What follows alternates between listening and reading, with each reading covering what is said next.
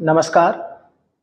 उत्तराखंड वाणी plus workbook programme में आपका स्वागत है। जो हमारी सीरीज चल रही है लुसेंट की, घटना चक्र की, उसी क्रम में ये थर्ड सीरीज है उत्तराखंड वाणी प्लस वर्कबुक। इसमें पहला आपको लेक्चर मिला था उत्तराखंड इतिहास का प्रागैतिहासिक काल। सेकंड लेक्चर हमारा था आधे ऐतिहासिक काल और आज थर्ड लेक्चर में हम इतिहास का जो प्राचीन खंड है, जो प्राचीन भारत में उत्तराखंड का इतिहास है, उसको पढ़ेंगे। इसकी एक छोटी सी वर्कबुक हमने बनाई है। ये आपकी वाणी की जो बुक है उसमें ऐतिहासिक युग की जानकारी है और इस जानकारी के आधार पर हम लोगों ने कुछ प्रश्न निकाले हैं। ये प्रश्न हैं, आपको इनके एक लाइन में या कभी कभी सिर्फ एक शब्द में उत्तर देने हैं। इसको आप अपनी कॉपी में नोट कर लेंगे। इसका लिंक डाउनलोड करने के लिए वर्कबुक का लिंक आपको अवेलेबल है। टेलीग्राम चैनल पर जाकर के आप इसको डाउनलोड कर सकते हैं। उस चैनल पर पुरानी वर्कबुक भी पड़ी हुई हैं और पुराने वीडियोस के लिंक भी पड़े हुए हैं, आप वहां से देख सकते हैं। तो आप देखिए, कुल 100 प्रश्न ऐतिहासिक काल से बनाए गए हैं। आप इनको अपनी कॉपी में सॉल्व करिए और उसके बाद समय समय पर ब्लैंक वर्कबुक को डाउनलोड करके प्रिंट आउट निकाल के प्रैक्टिस करिए। तो थोड़ा सा इसको मैं आपको समझा भी देता हूं कि है क्या।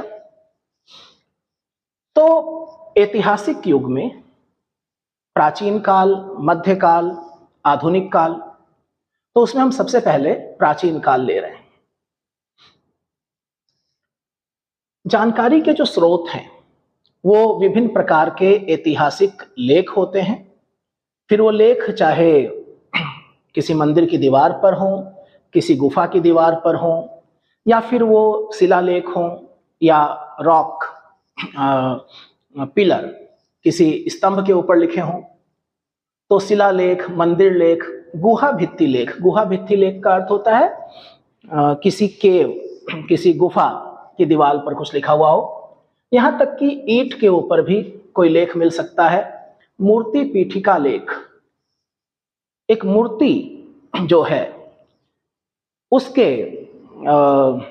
बैक साइड में या फ्रंट में या उसके पैरों में कोई लेख लिखा हुआ है। त्रिशूल लेख, अर्थात एक त्रिशूल बनाया गया और उसके ऊपर कुछ लिखा गया। ताम्रपत्र लेख, कॉपर, कॉपर या तांबा, उसकी पतली पतली सीट ली गई और उसके ऊपर कुछ लिखवाया गया। मुद्रा लेख, सिक्कों के ऊपर या मोहरों के ऊपर जो लिखा गया। तो इनसे हमें इतिहास की जानकारी मिलती है। ये सब अभिलेखों के प्रकार हैं। इनसे हमें समकालीन राजा, उनके धार्मिक विचार, उनकी आस्था, उनके प्रशासन से संबंधित जानकारियां, ये सब पता चलता है। साथ ही साथ समकालीन उत्तराखंड में किस प्रकार कौन सी लिपि का इस्तेमाल होता था, वो शंख लिपि थी, कुटिला लिपि थी, ब्राह्मी लिपि थी, और कौन सी भाषा का प्रयोग होता था, हमें ये सब जानकारियां मिल जाती हैं। कुछ प्रमुख स्थल जहां से ये लेख मिले हैं, कालसी, लाखा मंडल, सिरोली, माणा आदि से। ऐसा ही एक महत्वपूर्ण अभिलेख है अशोक का अभिलेख, जो कालसी से मिला है। कालसी की लोकेशन मैंने आपको पिछली वीडियो में भी बताया था कि उत्तराखंड में जिन स्थानों के नाम आते हैं, जिनका एक ऐतिहासिक, प्रागैतिहासिक, सांस्कृतिक, किसी भी प्रकार से जिनका महत्व है, और किताब में जगह का नाम आ गया है, इसका मतलब महत्व है, तो आपको उसकी लोकेशन पता होनी चाहिए कि वो किस जनपद में है, किस नदी के किनारे है। तो कालसी देहरादून के उत्तर टॉन्स, देहरादून के उत्तर टॉन्स और यमुना के संगम पर। यह प्राकृत भाषा और ब्राह्मी लिपि में है। अशोक के उत्तर भारत में जितने भी अभिलेख हैं वो ब्राह्मी लिपि में ही हैं और जन सामान्य की भाषा प्राकृत में है। संस्कृत का उपयोग मौर्यकालीन या अशोक के लेखों में नहीं है। संस्कृत के अभिलेख मौर्योत्तर काल में मिलने शुरू हुए। तो इस अभिलेख में अशोक ने एक घोषणा करी है कि उसने राज्य में हर स्थान पर मनुष्यों एवं पशुओं की चिकित्सा की व्यवस्था की है। लोगों को हिंसा को त्यागने, अहिंसा को अपनाने की बात भी कही गई है। अर्थात एक वेलफेयर स्टेट जो न सिर्फ मनुष्यों की बल्कि प्रत्येक प्राणी, पशुओं की भी केयर कर रहा है। इसके पश्चात अमोघ मूर्ति, अल्मोड़ा और छत्रेश्वर ये मुद्राओं के प्रकार हैं और ये कुड़िंदों की मुद्राएं हैं। इनसे इनके बारे में जानकारी मिलती है। इनकी अल्मोड़ा प्रकार की 4 मुद्राएं लंदन में हैं। कत्यूर घाटी से प्राप्त 54 मुद्राएं भारत में हैं। कभी कभी मुद्राओं की संख्या पूछी जाती है कि कितनी मुद्राएं कहां से मिली हैं, किससे संबंधित हैं। राजकुमारी ईश्वरा का एक शिलालेख जौनसार बाबर क्षेत्र में स्थित लाखा मंडल से मिला है। राजकुमारी ईश्वरा के बारे में हम ऐतिहासिक काल में अभी आगे पढ़ेंगे। इसके अलावा गोपेश्वर, कालीमठ, केदारनाथ, नाला के लेख ये मंदिर की दीवारों पर हैं। गुफाओं के अंदर से लेख देवप्रयाग, वामन गुहा से मिले हैं और ईंटों पर उत्कीर्ण लेख नैनीताल और बाड़वाला से मिले हैं। ऐसे ही देवलगढ़, कोलसारी से मूर्ति पीठिका लेख मिले हैं। गोपेश्वर और बाड़ाहाट से त्रिशूल लेख मिले हैं। जगहों के नाम आपको याद रखने हैं। गोपेश्वर के रुद्रशिव मंदिर से भी त्रिशूल लेख मिला है। तो एक ऑब्जेक्टिव प्रश्न बन जाता है कि कहां कहां से त्रिशूल लेख मिले हैं या नहीं मिले हैं। इसके बाद कुषाणकालीन मुद्राएं मुनि की रेती और सुमाडी से मिली हैं। मोरध्वज स्तूप से 3री सदी का मुद्रा लेख मिला है। जगहों के नाम है कार्तिकेयपुर राजाओं के पांडुकेश्वर, कंडारा, चंपावत, बैजनाथ आदि स्थलों से ताम्रपत्र लेख मिले हैं। अब इसके बाद थोड़ा सा राजवंशों के बारे में जानकारी। तो उत्तराखंड पर शासन करने वाली पहली राजनीतिक शक्ति के तौर पर नाम आता है कुड़िंदों का। अलग अलग स्रोत हमें बताते हैं कि प्रथम राजनीतिक शक्ति कुड़िंद थे और उत्तराखंड के पहाड़ी क्षेत्रों में लगभग 6ठी सदी ईसा पूर्व से 3री-4थी ईस्वी तक इनकी कई शाखाओं का शासन रहा।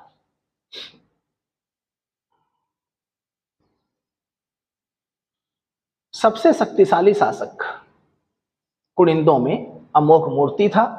इसकी चांदी की और तांबे की मुद्राएं पश्चिम में व्यास से लेकर अलकनंदा नदी तक और दक्षिण में सुनेत, लुधियाना से लेकर बेहत, सहारनपुर तक ब्राह्मी खरोष्ठी लिपि की मुद्राएं हैं और इस पर देवी और मृग का अंकन है।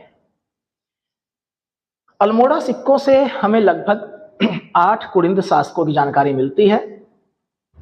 कुड़िंदों के कुल देवता छत्रेश्वर का जो समीकरण है वो भगवान शिव से किया जाता है कि छत्रेश्वर और शिव एक ही हैं। अमोघ मूर्ति की मृत्यु के बाद कुड़िंदों के क्षेत्र पर, खासतौर पर मैदानी इलाकों पर शकों ने कब्जा कर लिया और कुमाऊं क्षेत्र में शक संवत का प्रचलन और सूर्य मूर्तियां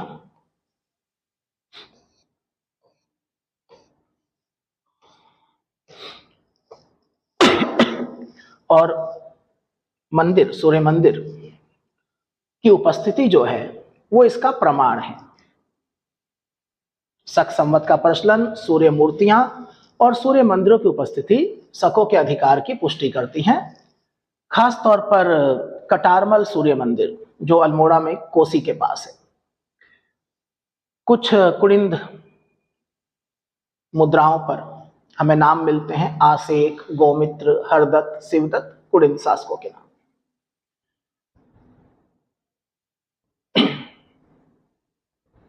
कुड़िंद मुद्राओं पर ये जो नाम है पुनरांकित है।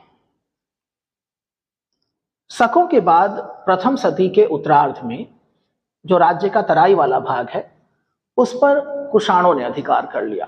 तो उत्तराखंड में राजनीतिक शक्तियों का क्रम क्या बैठ रहा है? कुछ इलाकों में कुड़िंद, फिर शक, उसके बाद कुषाण। वीरभद्र यानी ऋषिकेश, मोरध्वज कोटद्वार के पास, और गोविशाण वर्तमान काशीपुर, यहां से कुषाण कालीन अवशेष मिलते हैं। कुषाणों के पतन के बाद कुछ नए राजवंश गोविशाण काशीपुर, कालसी और लाखा मंडल में स्थापित हुए। कुड़िंद कुछ क्षेत्रों में शासन करते रहे। खटीमा से कुषाण शासक वसु की 7 मुद्राएं, स्वर्ण मुद्राएं प्राप्त हुई हैं। कुड़िंदों के समकालीन योधेय शासकों की मुद्राएं जौनसार, बाबर क्षेत्र देहरादून और कालो डांडा पौड़ी से मिली हैं, जो उनके शासन की पुष्टि करती हैं। और कुड़िंदों के साथ मिलकर के कुषाणों को पराजित करने में योधेय शासकों की भी महत्वपूर्ण भूमिका है।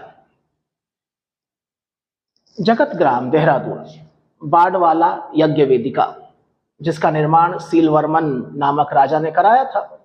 अब सीलवर्मन को लेकर के मतभेद हैं, कुछ विद्वान उसको कुड़िंद मानते हैं और कुछ उनको योधेय मानते हैं।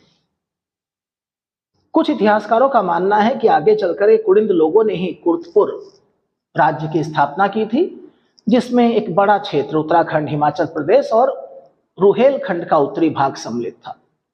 जब हम प्रयाग प्रशस्ति पढ़ते हैं, समुद्रगुप्त की प्रयाग प्रशस्ति, तो उसमें भी कर्तपुर राज्य का जिक्र आता है, जिसे समुद्रगुप्त की उत्तरी सीमा पर स्थित एक अधीन राज्य बताया गया। राहुल सांकृत्यायन एक बहुत बड़े विद्वान, इनकी एक रचना है वोल्गा टू गंगा। तो इन्होंने माना है कि हिमालय के कुछ भाग जो हैं वो हूण शासक तोरमाण और मिहिर कुल के अधीन थे। नागों ने कुर्तपुर के कुड़िंद राजवंश को अपने नियंत्रण में ले लिया था, उस क्षेत्र को अपने नियंत्रण में ले लिया था 5वीं सदी के उत्तरार्ध में, यानी 450 ईस्वी के बाद। एक शिलालेख मिला है जो साबुत नहीं है, ध्वस्त है, लाखा मंडल से मिला है। छागलेश वंश 7 शासकों के नाम हैं, जयदास, गुहेश, रुदेशदास आदि। ऐसे ही सिंहपुर का यदुवंश है, स्रोत है लाखा मंडल देहरादून। राजकुमारी ईश्वरा का लेख पहले भी आया था ये। इस लेख में इस राजवंश के 12 राजाओं के नाम हैं। संस्थापक है सेनवर्मन। राजकुमारी ईश्वरा, जो कि राजा भास्कर वर्मन की पुत्री है, विवाह जालंधर के राजकुमार चंद्रगुप्त से हुआ था। और राजकुमारी ईश्वरा का जो लेख है उसमें पता चलता है कि 5वीं-6वीं शताब्दी यहाँ पर एक शिव मंदिर था। तो यदुवंश, संस्थापक सेनवर्मन, राजकुमारी ईश्वरा किसकी पुत्री? भास्कर वर्मन की। इसके बाद नागवंश, यमुना घाटी में यदुवंश के पश्चात नागवंश की स्थापना हो रही है। और प्रमुख स्रोत क्या है? गोपेश्वर त्रिशूल लेख नागवंश के बारे में जानकारी का प्रमुख स्रोत है। गोपेश्वर त्रिशूल लेख किसका है? ये गणपति नाग का है। ये लेख बताता है कि गणपति नाग ने अपने गद्दी पर बैठने के दूसरे वर्ष रुद्र महालय के सामने शक्ति त्रिशूल स्थापित कराया। रुद्र महालय से आप अर्थ क्या समझते हैं? भगवान शिव का एक मंदिर, भगवान रुद्र का एक मंदिर। इस लेख में गणपति नाग के अतिरिक्त अन्य नाग राजाओं के भी नाम हैं, जैसे स्कंद नाग, विभु नाग, अंशु नाग। ज्यादा महत्वपूर्ण है, इस लेख में प्रयुक्त की गई लिपि दक्षिणी ब्राह्मी लिपि का प्रयोग किया गया है। 6वीं शताब्दी के उत्तरार्ध में कन्नौज के मौखरी राजवंश ने नागों की सत्ता को समाप्त किया। तो यदुवंश, उसके बाद नागवंश और उसके बाद कन्नौज के मौखरी राजवंश का यहाँ पर शासन शुरू हो गया। और आपने पढ़ा है इतिहास में कि मौखरी वंश का वैवाहिक संबंध वर्मन वंश, जो थानेश्वर में वर्मन वंश था, हर्षवर्धन वाला, उसके साथ हुआ था।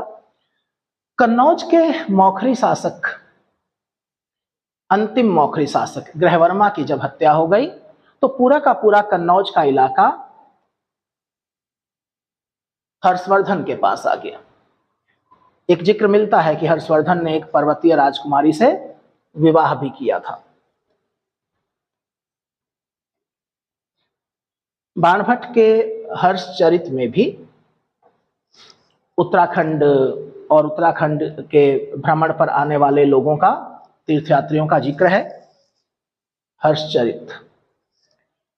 हर्ष के ही समय एक चीनी यात्री हवेनसांग हिमालय के एक राज्य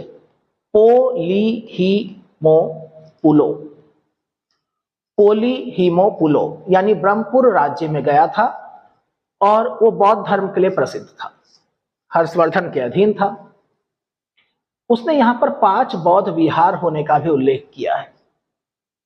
और हरिद्वार के बारे में हवेनसांग ने एक जानकारी दी है कि भागीरथी नदी के किनारे हरिद्वार नामक नगर है, जो लगभग 20 ली जैसे किलोमीटर होता है, ऐसे ही चीनी माप की इकाई है कि 20 ली के घेरे में है।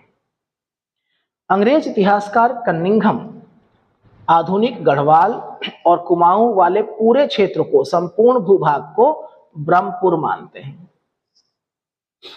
हर्षवर्धन की मृत्यु 647 एडी के पश्चात उत्तराखंड में छोटे छोटे कई राज्य स्थापित हो गए। बहुराजकता का युग कहा गया है। किसी एक केंद्रीय शक्ति या शक्तिशाली राजा के अभाव में प्रत्येक राजा ने अपनी सुरक्षा के लिए छोटे छोटे किलों की स्थापना करी, छोटे छोटे कोटों या गढ़ों की स्थापना करी। इन छोटे राज्यों में ब्रह्मपुर, शत्रुघ्न और गोविशाण प्रमुख थे और इनमें भी सबसे बड़ा ब्रह्मपुर था। 6ठी शताब्दी में जो ब्रह्मपुर है उसमें पौरवों का शासन है। 6ठी शताब्दी में ब्रह्मपुर में पौरवों का शासन है और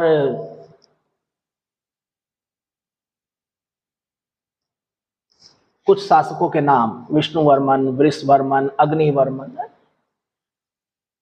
प्रमुख स्रोत क्या है पौरव या पौरव राजवंश के बारे में? तालेश्वर ताम्रपत्र। तालेश्वर ताम्रपत्र जो कि अल्मोड़ा से मिला है और संस्कृत भाषा और ब्राह्मी लिपि में उत्कीर्ण है। तो तालेश्वर ताम्रपत्र पौरव राजवंश की जानकारी देता है, अल्मोड़ा से मिला है, संस्कृत भाषा में है, ब्राह्मी लिपि में है। संस्थापक का नाम पता चल जाता है, विष्णुवर्मन है, लेकिन इसको विष्णुवर्मन ने नहीं लिखवाया था, इसको लिखाया था द्युतिवर्मन ने। तो तालेश्वर ताम्रपत्र का लिखवाने वाला कौन है? द्युतिवर्मन, जिसमें संस्थापक के बारे में पता चलता है। और अन्य ताम्रपत्रों में हमें 5 राजाओं के बारे में जानकारी मिलती है। एक जानकारी यह भी है कि पौरव काल में भूमि का विभाजन, इस तरह के प्रश्न उत्तराखंड में आ रहे हैं, केदार व सारी, यानी भूमि 2 वर्गों में विभाजित थी, केदार व सारी। और जो भू राजस्व वसूलने वाला अधिकारी है वो भागिक कहलाता था। हम लोग जानते हैं भाग एक सामान्य शब्द था भू राजस्व के लिए, तो भागिक जो उसको कलेक्ट करता था। एक जानकारी जागेश्वर के बारे में है कि जागेश्वर को योगीश्वर कहा जाता था और गोयला गोपेश्वर का चमोली प्राचीन नाम था और पुनाड रुद्रप्रयाग का प्राचीन नाम था। इस काल में जब किसी एक शक्ति का नियंत्रण नहीं था उत्तराखंड के किसी एक पूरे उत्तराखंड पर, तो कुछ आक्रमण उत्तराखंड के बाहर से हुए। जब किसी क्षेत्र पर कोई केंद्रीय शक्ति नहीं होती है तो दूसरे राजाओं को प्रोत्साहन मिलता है। तो चौहान नरेश विग्रहराज ने आक्रमण किया, दक्षिणी उत्तराखंड के कुछ हिस्से पर कब्जा कर लिया। तोमर राजाओं ने पूर्वी उत्तराखंड के कुछ भाग पर कब्जा कर लिया। इस अराजकतापूर्ण स्थिति और छोटे छोटे राज्यों की जो स्थिति थी उसका अंत हुआ 700 ईस्वी में, यानी लगभग पूर्व मध्यकाल कहा जाता है, कार्तिकेयपुर राजवंश की स्थापना के साथ। 700 ईस्वी। शुरुआती 300 वर्षों तक इस राजवंश की राजधानी जोशीमठ के पास कार्तिकेयपुर नामक स्थान पर थी। बाद में इसकी राजधानी अल्मोड़ा के कत्यूर घाटी, बैजनाथ, बागेश्वर में हुई और इसी कारण से ये कत्यूरी वंश के नाम से जाने गए। हालांकि कत्यूरी वंश कोई एक वंश नहीं है। अगर आपको भारत में ऐतिहासिक युग में मगध साम्राज्यवाद आपने पढ़ा है, तो शुरुआती दौर में क्या हुआ कि मौर्यों से पहले वहां पर बिंबिसार का वंश है, हर्यक वंश है, वहां पर शैशुनाग वंश है, वहां पर नाग वंश है, फिर मौर्य आ रहे हैं। तो इसी प्रकार से यहाँ पर कत्यूरी घाटी में जो राजवंश शासन कर रहे हैं वो एक से अधिक परिवार से हैं। वहां पर 3 अलग अलग परिवारों ने शासन किया। वहां पर आप देखेंगे बसंत देव का परिवार आएगा, खरपर देव का परिवार आएगा और वहां पर एक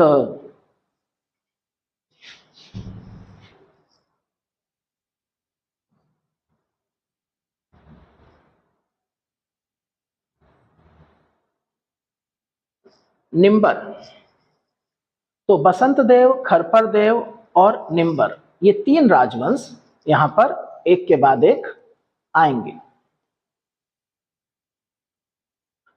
स्रोत क्या है जानकारी के हमारे पास?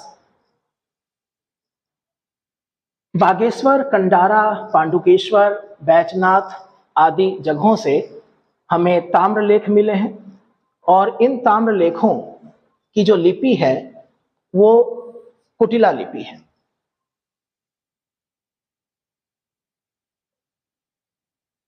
प्रथम ऐतिहासिक राजवंश कत्यूरी वंश। अंग्रेज इतिहासकार हैं एटकिंसन, वो कार्तिकेयपुर राज्य की सीमाएं निर्धारित करते हैं।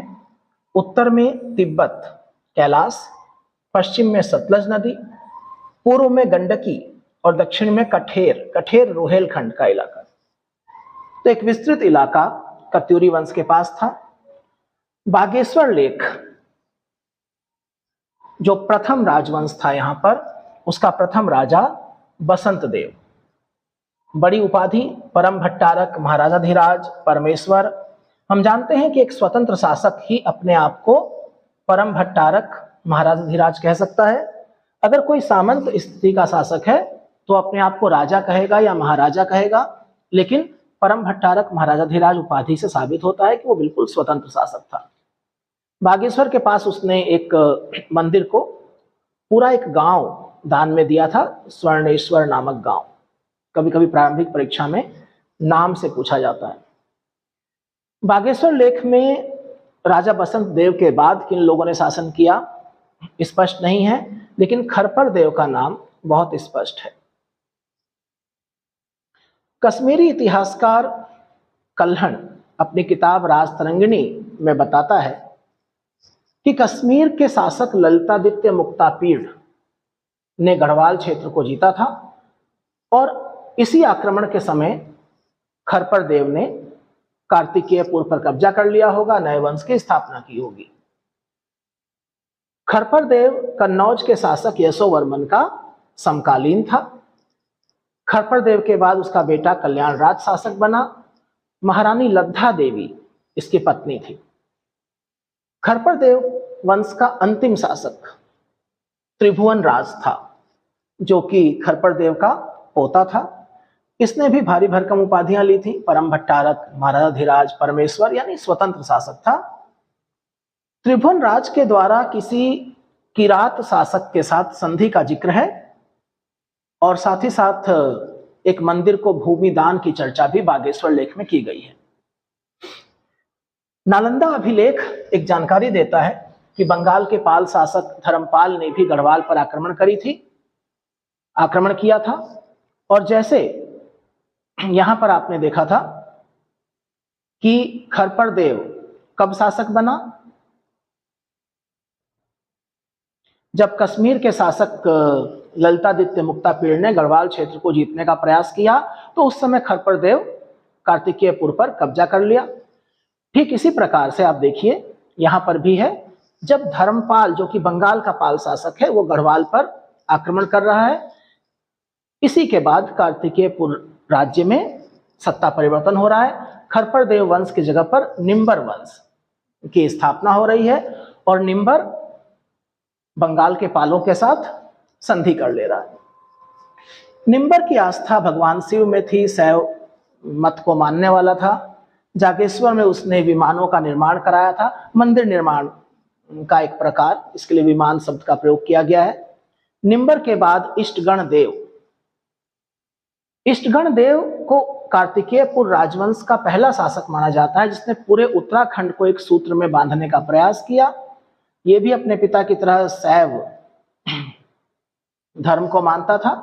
जागेश्वर में इसने नवदुर्गा महिषमर्दिनी, लकुलीस तथा नटराज के मंदिर का निर्माण कराया था। नवदुर्गा महिषमर्दिनी आप समझते ही हैं, मां दुर्गा। लकुलीस शैव जो संप्रदाय होते हैं तो शैव संप्रदायों में जो सबसे प्राचीनतम संप्रदाय है पाशुपत, लकुलीस उसके संस्थापक हैं और भगवान शिव के जो 18 अवतार माने जाते हैं लकुलीस उनमें से एक है। नटराज आप जानते हैं भगवान शिव का एक रूप। इष्टगण के बाद उसका पुत्र ललित सुरदेव शासक बना और पांडुकेश्वर ताम्रपत्र में इसकी एक उपाधि है।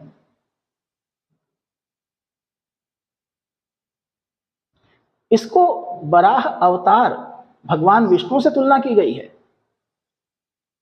कली कलंक पंक में मग्न धरती के उद्धार के लिए, पंक बोलते हैं कीचड़ को, तो जिस प्रकार भगवान विष्णु ने वराह अवतार लिया था उसी प्रकार से इसकी भी तारीफ की गई है। पांडुकेश्वर ताम्रपत्र जो है वो बताता है कि ललित सूरदेव के बाद उसके पुत्र भूदेव को गद्दी मिली। भूदेव ने बौद्ध धर्म का विरोध किया और बैजनाथ मंदिर के निर्माण में सहयोग दिया। इसके बाद हमें सलोडादित्य वंश का जिक्र मिलता है। बालेश्वर और पांडुकेश्वर ताम्रपत्र बताते हैं कि सलोडादित्य के पुत्र इच्छर देव ने सलोडादित्य वंश की स्थापना करी अपने पिता के नाम पर और बहुत लंबी चौड़ी उपाधि, भुवन विख्यात, दुर्मदाराती, सीमनिवनी, वैधत्य दीक्षादान, दक्षय गुरु। तो भुवन विख्यात यानी विश्व विख्यात, भुवन का मतलब होता है संसार। दुर्दांत शत्रुओं की पत्नियों को वैधत्य की दीक्षा देने में सफल गुरु इच्छर देव। इच्छर देव के बाद कुछ और शासक इस वंश में मिलते हैं, देशद देव, पद्मदेव, सुभिक्ष राजदेव। आगे चल करके कत्यूर घाटी में आसंती देव वंश की स्थापना हुई। अंतिम शासक ब्रह्मदेव था इस वंश का। जागरों में इसी को बारमदेव भी कहा गया है। जागर, जब हम उत्तराखंड की कला संस्कृति पढ़ेंगे तो वहां पर जागर के बारे में भी पढ़ेंगे।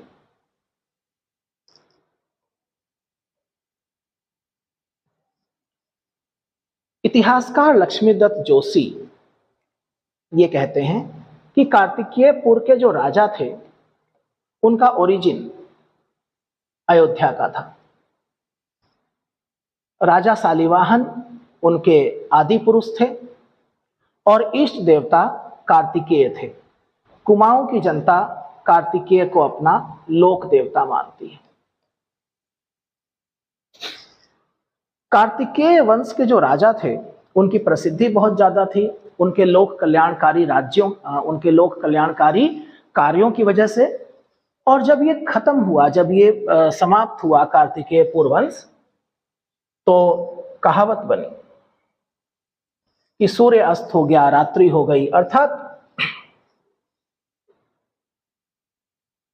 इस राजवंश के अंत के साथ ही विकास कार्य, लोक कल्याण, ये सब भी चले गए।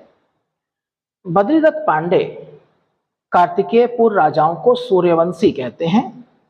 उपाधि गिरिराज चक्र चूड़ामणि, और इनके राजकुमारों को रजबार कहा जाता है। रजबार, राजभाषा संस्कृत, लोक भाषा पाली, धर्म को सामने रख करके शासन करते थे, कल्याणकारी शासन करते थे।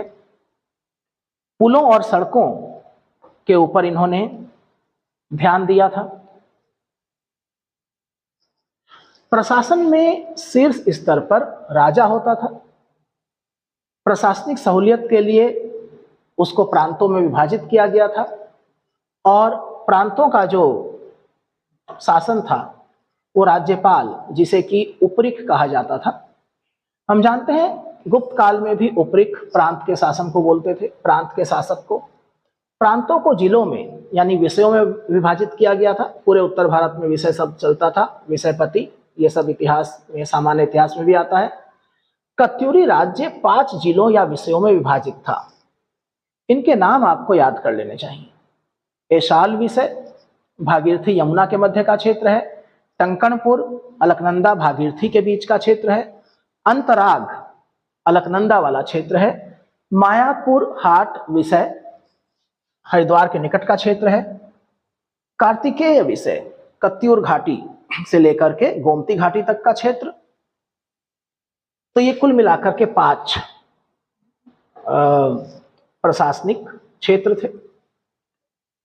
प्रमुख पदाधिकारी कौन थे, उनके कार्य क्या थे, यहाँ पर कुछ नाम है हमारे सामने, जैसे हस्तत्यास वोष्ट्र बलाधिकृत, तीनों सेनाओं का सर्वोच्च अधिकारी। तो कुछ शब्द जरा मुश्किल से हो रहे हैं उच्चारण में, कुछ आसान हैं। प्रांतपाल, नाम से धोखा हो सकता है, प्रांतपाल मतलब राज्यपाल होना चाहिए, लेकिन नहीं, यहाँ पर ये सीमाओं की सुरक्षा के लिए जिम्मेदार था। घटपाल गिरि द्वारों का रक्षक होता था। गिरि द्वारों के रक्षक से क्या तात्पर्य है?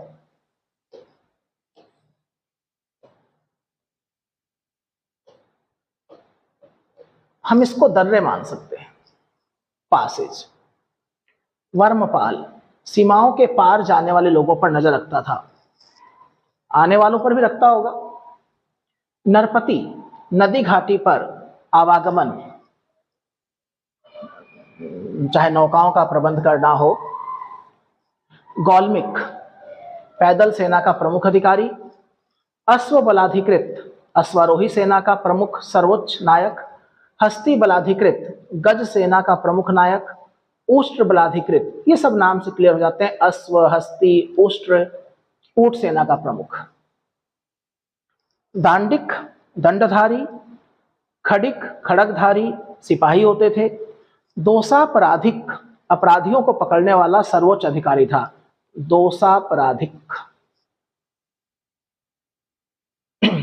हमें जागेश्वर और गोपेश्वर शिलालेखों से जानकारी मिलती है कि कत्यूरी जो राजा थे वो अपने प्रजा की संपत्ति, जीवन और उनके सम्मान की सुरक्षा अपना सर्वोपरि कर्तव्य मानते थे। कार्तिकेयपुर राज्य की अर्थव्यवस्था के बारे में कुछ जानकारी है। अर्थव्यवस्था के जो क्षेत्रक होते हैं, तो आप देखिए, खनिज, कृषि, वन। तो भोगपति और सौल्किक 2 अधिकारी हैं जो क्रमशः भोग और शुल्क वसूलते थे। भोग कृषि उत्पादन में हिस्सा होता था, शुल्क व्यापार आवागमन, इस आधार पर। भूमि की माप का आधार आपने कितना बीज बोया है इससे तय होता था। एक नाली भूमि 9 पाथा के बराबर होती थी, उसमें 2 सेर बीज का उपयोग किया जाता था। कृषि की उन्नति के लिए बाकायदा एक अधिकारी था, क्षेत्रपाल। इसके अलावा भूमि की पैमाइश, प्रभावतार, भू अभिलेख सुरक्षित रखने के लिए हमारे पास उपचारिक या पटकोषचारिक नाम का अधिकारी होता था। साथ ही साथ खनिज और वन संबंधी उद्योगों की रक्षा के लिए भी खंड रक्षा स्थानाधिपति या खंडपति नामक अधिकारियों का जिक्र है। कुछ प्रसिद्ध मंदिरों का निर्माण इस काल में हुआ। जोशीमठ का नरसिंह मंदिर कार्तिकेय वंश के संस्थापक बसंत देव द्वारा, पद्मदेव ने बद्रीनाथ मंदिर को भूदान दिया। जागेश्वर मंदिरों का निर्माण और जीर्णोद्वार भी कत्यूरी वंश के शासकों के द्वारा ही कराया गया। कार्तिकेयपुर राजवंश का शासक इष्ट गणदेव और इष्ट गणदेव के शासन काल में ही उत्तराखंड में आदि गुरु शंकराचार्य का आगमन हुआ था।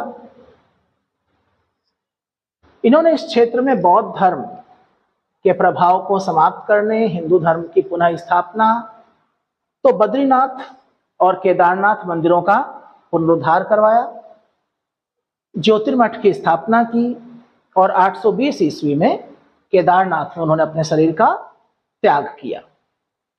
ये सब जानकारियां जो हैं वो उत्तराखंड वाणी में ऐतिहासिक युग में प्राचीन काल में दी गई हैं और इन्हीं सब जानकारियों के आधार पर हम लोगों ने ये पूरे 100 महत्वपूर्ण प्रश्न तैयार किए हैं। आप लोगों से ये रिक्वेस्ट है कि आप इसको हमारे टेलीग्राम चैनल पर जाइए, डाउनलोड कीजिए, अलग से एक पूरी कॉपी बनाइए जिसमें ये प्रश्न और इनके उत्तर किताब में से देख करके आप लिखिए और उसके बाद जब आपको प्रैक्टिस करने की जरूरत हो तो प्लेन वर्कबुक निकालिए और उसको भरिए। जो अगला लेक्चर आपको उत्तराखंड वाणी प्लस वर्कबुक सीरीज का मिलेगा वो उत्तराखंड के इतिहास में जो मध्ययुगीन राजवंश हैं उनके बारे में आपको जानकारी दी जाएगी।